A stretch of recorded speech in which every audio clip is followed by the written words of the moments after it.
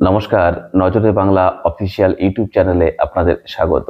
আমি প্রিন্স মণ্ডল। এই পর্বে নতুন আরেকটি প্রতিবেদন নিয়ে আপনাদের সামনে হাজির হলাম। তো প্রথমেই বলি, আমি কিন্তু নিরপেক্ষ কোনো কথা বলি না। যারা শোষিত বঞ্চিত মানুষের পক্ষ নিয়ে কথা বলে, আমি তাদের কথা বলি। যদি কোনো ডানপন্থী রাজনৈতিক দল শোষিত বঞ্চিত মানুষের দুঃখ দুর্দশা মোচনের দাবিতে লড়াই করেন, আমি তাদের কথা বলবো, আমার কোনো অসুবিধে নেই। কিন্তু আমরা লক্ষ্য করছি ধারাবাহিকভাবে বামপন্থীরা এই কাজে সবসময় এগিয়ে থাকে। স্বাভাবিকভাবেই আমি বামপন্থীদের কথাই বলে থাকি। যদি কোনো দর্শক বন্ধুর মনে হয় এই শোষিত বঞ্চিত নিপীড়িত মানুষদের পক্ষ নিয়ে কথা বলা মানুষদের হয়ে, রাজনৈতিক দলের হয়ে আমি কথা বলছি, এটা আপনার সময় নষ্ট হতে পারে। এই প্রতিবেদনটি দেখলে আপনাকে দেখতে হবে না, আপনি দেখবেন না, স্কিপ করে বেরিয়ে যাবেন। আপনার প্রতি কোনো রকম বিদ্বেষ, আপত্তি, কোনো রকম ক্ষোভ আমার থাকবে না। তবে আমার সেই সব দর্শক বন্ধুদের কাছে আবেদন থাকবে, যদি আপনাদের মনে হয় আমাদের এই কথাগুলো আরো বেশি বেশি মানুষের কাছে পৌঁছে যাওয়া দরকার, আবেদন থাকবে প্রচুর পরিমাণে শেয়ার এবং লাইক করুন, যাতে করে বেশি বেশি মানুষের কাছে এই বিষয়গুলো পৌঁছে যেতে পারে। আর যদি আপনার কাছে গ্রহণযোগ্য বলে মনে হয় এই প্রতিবেদনটি, তাহলে নিশ্চিতভাবেই আপনি আপনার মতামত প্রকাশ করবেন। আমরা উৎসাহিত হব আপনার মতামত দেখে। আমরা নিজেদেরকে শুধরে নেব এবং আরো প্রতিবেদন আপনাদের সামনে উপস্থাপন করব। আসি প্রতিবেদনের মূল বিষয়ে। দেখুন, আমি বরাবরই একটা কথা বলে থাকি, সেটা হচ্ছে বামপন্থীরা প্রতিনিয়ত তাদের শক্তি বৃদ্ধি করে চলেছে। ধারাবাহিকভাবে শহরের রাজনৈতিক শক্তি বামপন্থী তথা সিপিএম পার্টির বৃদ্ধি ঘটে চলেছে। ঠিক সেই সঙ্গে সঙ্গতি রেখে গ্রাম অঞ্চলের সেই দুর্বলতাটাকে কাটিয়ে তুলে আবার তারা গ্রামগঞ্জে তাদের সাংগঠনিক পরিকাঠামোকে আরো চাঙ্গা করে তুলতে চাইছে এবং তার লক্ষণও কিছু ইতিমধ্যেই আপনাদের দেখিয়েছি। প্রমাণস্বরূপ আজকেও একটি বিষয় আপনাদের কাছে তুলে ধরবার চেষ্টা করব। তাহলে পরে আপনি বুঝতে পারবেন গ্রামেও বামপন্থীরা ধীরে ধীরে শক্তি বৃদ্ধি করে চলেছে। আর সেই কারণে তো বামপন্থীরা, রাজ্যের শাসক এবং রাজ্যের প্রধান বিরোধী, এরা চায় না বামপন্থীরা শক্তি বৃদ্ধি হোক। সেই কারণে তাদের উপরে এত আক্রমণ। কারণ বামপন্থীরাই তো চায় শোষিত বঞ্চিত মানুষের দুঃখ দুর্দশা মোচনের।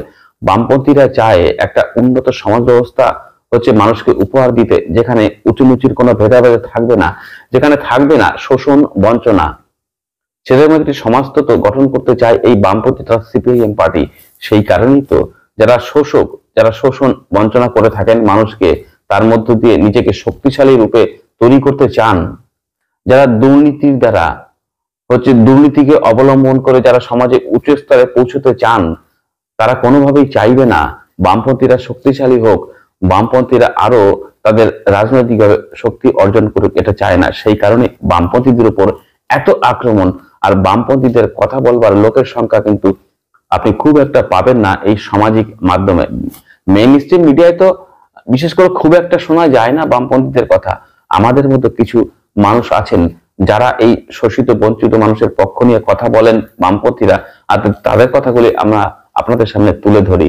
ঠিক সেইভাবে আজকের যে বিষয়টি আপনাদের সামনে তুলে ধরবো, শক্তিশালী হচ্ছে আর এই মানুষগুলো কেন বামপন্থীর দিকে ঝুঁকছে, সেই বিষয়ে দু চারটি কথা আপনাদের সামনে তুলে ধরবার চেষ্টা করব।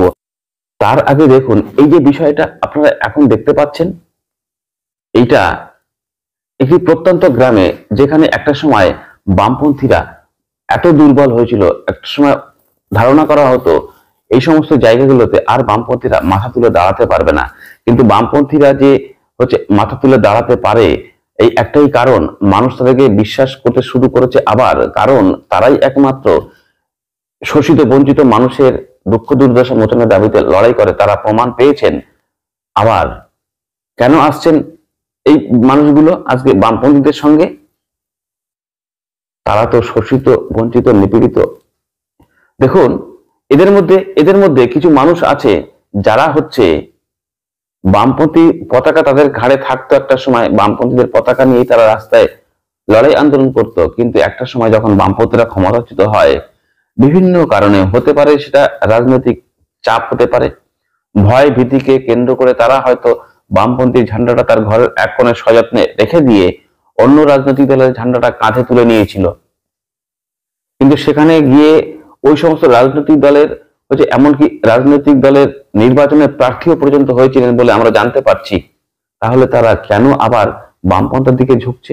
এটা আপনাকে ভাবতে হবে। তো এই যে মানুষগুলো তাদের ঘরের কোণে সযত্নে রেখে দিয়েছিল ওই লাল ঝান্ডাটি, কাঁধ থেকে নামিয়ে কাঁধে তুলে নিয়েছিল বিরোধী রাজনৈতিক দলের পতাকাগুলো, বাম বিরোধী রাজনৈতিক দলের পতাকা কাঁধে নিয়ে আবার তারা মাঠে ময়দানে লড়াইতে নেমেছিল, যখন তারা দেখতে পেল যাদের হয়ে এখন কথা বলছেন এই দুই শাসক, এক কেন্দ্রের শাসক এক রাজ্যের শাসক, এরা তাদের দুঃখ দুর্দশা মোচনে পরীক্ষিতভাবে ব্যর্থ।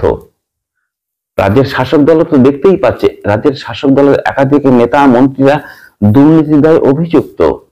তারা বিভিন্ন সময় জেলে থেকেছেন, কেউ জামিনে মুক্ত আছেন, কেউ এখনো জেলের মধ্যে রয়েছেন, আবার কেউ ছটফট করছেন একটু কিভাবে জেল থেকে জামিনে মুক্ত হওয়া যায় তার জন্য ছটফট করছেন, যদিও অনেকেই এখনো মুক্তি পাচ্ছেন না।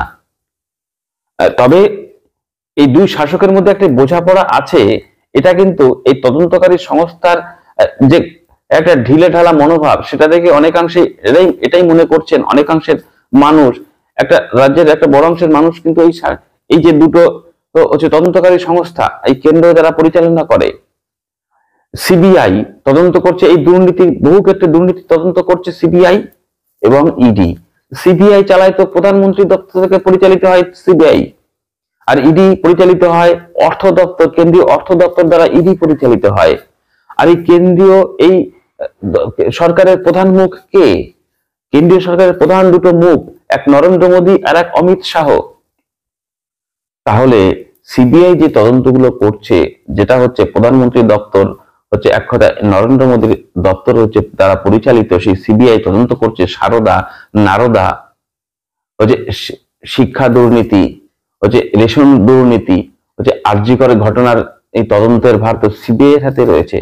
আচ্ছা বলুন তো, আমি ব্যাখ্যায় যাব না, বলুন তো এই তদন্তগুলো আপনারা কি দেখতে পাচ্ছেন? আশা রাখা যাচ্ছে? আপনি কি আশা রাখতে পারছেন? ইডি কি তদন্ত করছে? এত কোটি কোটি টাকা পাওয়া যাচ্ছে এক একজন রাজনৈতিক নেতার কাছ থেকে। আমরা চাক্ষুষ যেটা দেখতে পাচ্ছি, ইডি মামলাতে জামিন পেয়ে গেল পার্থ চট্টোপাধ্যায়। পার্থ চট্টোপাধ্যায়ের যে অভিযোগ তার বান্ধবীর বাড়ি থেকে এত কোটি কোটি টাকা পাওয়া গেল, অর্পিতাও নাকি জামিন পেয়ে গেছে ইডি মামলা থেকে, যেটা যদি আমি ভুল শুনে না থাকি। তাহলে আপনি কার প্রতি আস্থা রাখবেন? তাহলে কি এটা বুঝতে অসুবিধা হয় দুই শাসকের মধ্যে যে হচ্ছে বোঝাপড়া রয়েছে, বিশেষ করে বামপন্থীরা যে অভিযোগ করে সেটা কি আপনি বলতে পারবেন জোর দিয়ে বামপন্থীদের অভিযোগ সঠিক নয়? এটা তো মনে করতে কোনো অসুবিধা হয় না সাদা চোখে যে দুই শাসকের মধ্যে একটা বোঝাপড়া আছে। আর এই বোঝাপড়াগুলো ধরতে পেরেছে এই অংশের মানুষগুলো, আর এই মানুষগুলো তো এমনি ধরতে পারেনি, ধারাবাহিকভাবে বামপন্থীরা এই মানুষগুলোকে বোঝাতে হচ্ছে ধারাবাহিক সংগ্রাম করে চলেছে।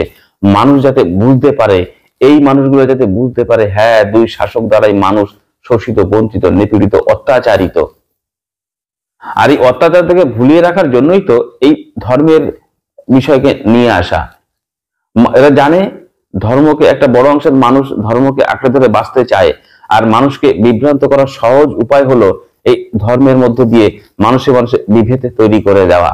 কেউ বলছেন আমি সংখ্যালঘু, একদিন সংখ্যাগুরু হব, আবার সেই শাসক দলের কোন এক সংখ্যালঘু নেতা বলছেন আমি মসজিদ বানাবো। তার মানে ওই সংখ্যালঘু সম্প্রদায়ের মানুষের মধ্যে, সংখ্যাগুরু সম্প্রদায়ের মধ্যে একটি বিদ্বেষমূলক মনোভাব তৈরি করে দেওয়া, যার মধ্য দিয়ে সহজেই সে বিভ্রান্ত হতে পারবে।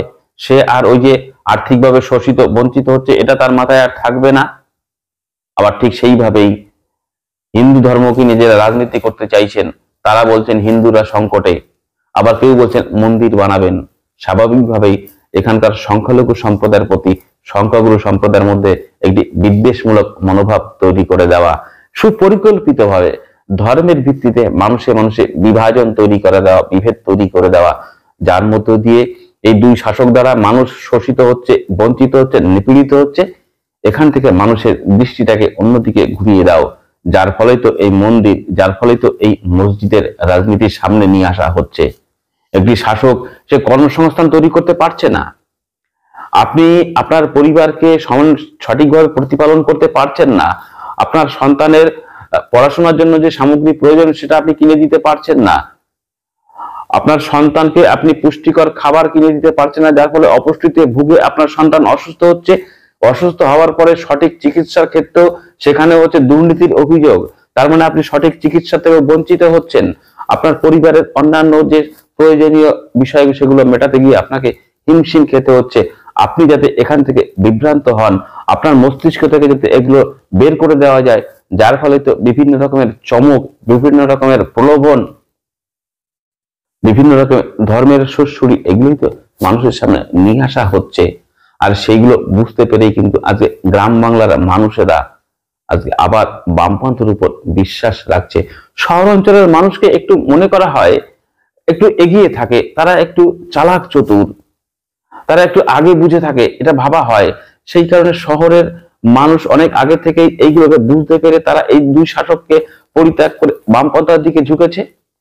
গ্রামের মানুষকে একটু সহজ সরল মনে করে থাকি, গ্রামের মানুষটা একটু সহজ সরল বেশি হয়, স্বাভাবিকভাবে তাদেরকে অতি সহজে বিভ্রান্ত করা যায়। কিন্তু বামপন্থীরা ধীরে ধীরে এই জিনিসটাকে ধরতে পেরে মানুষের মধ্যে ঢোকাতে পেরেছে। তুমি শোষিত হচ্ছ, তুমি বঞ্চিত হচ্ছ, তোমার তোমার আর্থিক অবস্থা দুর্বলতার কারণে এই দুর্নীতি, এই শোষণ, এই বঞ্চনা। আর এটা তো ঠিক কথাই, দুর্নীতির মধ্য দিয়েই তো জন্ম নেয় শোষণ বঞ্চনা। এই দুর্নীতির মধ্য দিয়েই সমাজের একটা অংশের মানুষ তারা দুর্নীতিকে অবলম্বন করে সমাজে প্রতিষ্ঠিত হতে চায়। আর যখন দুর্নীতিকে অবলম্বন করে প্রতিষ্ঠিত হতে চায়, তখনই মানুষ শোষিত, বঞ্চিত, নিপীড়িত হয়। আর সেই শোষণ, বঞ্চনা, নিপীড়নের দ্বারা রাজ্যের একটা বড় অংশের মানুষ, সমাজের একটা বড় অংশের মানুষ তারা প্রতিনিয়ত হচ্ছে শোষিত হতে আরো আরো আরো নিচের দিকে নামতে থাকে, অবনতির দিকে নামতে থাকে। আর এই শোষণ, এই বঞ্চনা, এই দুর্নীতি এইটাকে ভুলিয়ে দেওয়ার জন্যই এই বিভিন্ন রকমের ভাতা, বিভিন্ন রকমের চমক, বিভিন্ন রকমের ধর্মের কথা বলে মানুষের মধ্যে দিয়ে এই বিষয়গুলোকে উড়িয়ে দিয়ে মানুষের মধ্যে ধর্মের ভিত্তিতে একটি বিভাজন তৈরি করে দেওয়ার পরিকল্পনা। আমার মূল বক্তব্যের বিষয়গুলো এইটাই। আমি আবার বলি, যদি আপনার মনে হয় এই বিষয়গুলো আরো বেশি বেশি মানুষের কাছে পৌঁছে দেওয়া প্রয়োজন, তাহলে পরে একটু শেয়ার করবেন, তাহলে আরো বেশি সংখ্যক মানুষের কাছে পৌঁছে যাবে। দেখা হবে পরবর্তী আরেকটি প্রতিবেদনের সঙ্গে। ততক্ষণ ভালো থাকুন, সুস্থ থাকুন।